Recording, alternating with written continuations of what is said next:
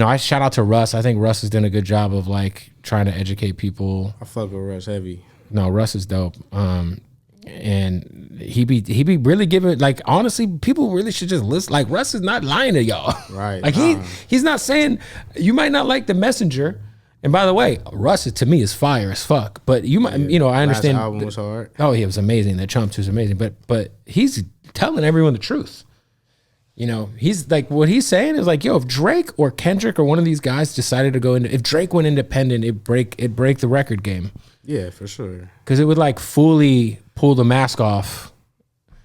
And so I think that's what's dope about what you guys are doing, because you guys easily could have signed with anyone. Like, I know this, so like, to do the Red Bull approach is like. It's funny too, because I don't think everybody was like, people try to throw like little jabs. Oh, and shit like that. Dude, when me and Head saw that shit, we were like, wow. And I just think of, was it Warm Brew that was on Red Bull? Yeah. And they had another.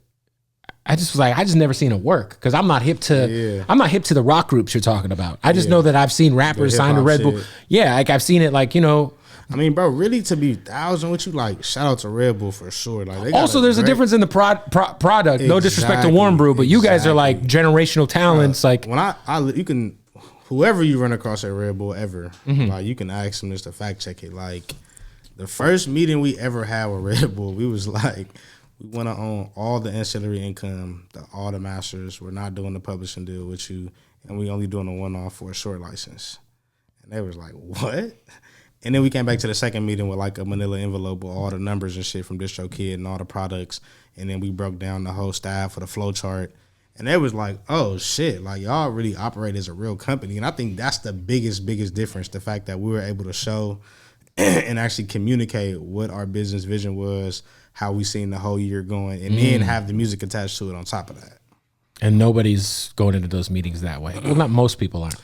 Nah, I would say like 95%. Because most of the time, it's like, you go to a meeting, they get a little spiel. I do this, and it's like. So this song, what's the, yeah. So majority of the time, it's just me and Blxst going into these meetings because our attorney in New Jersey. So it's like me and him walking in. I'm damn near wearing basketball shorts to these meetings, and Blxst in a damn Dickie suit or something like that. And they talking to us like we just a natural rapper.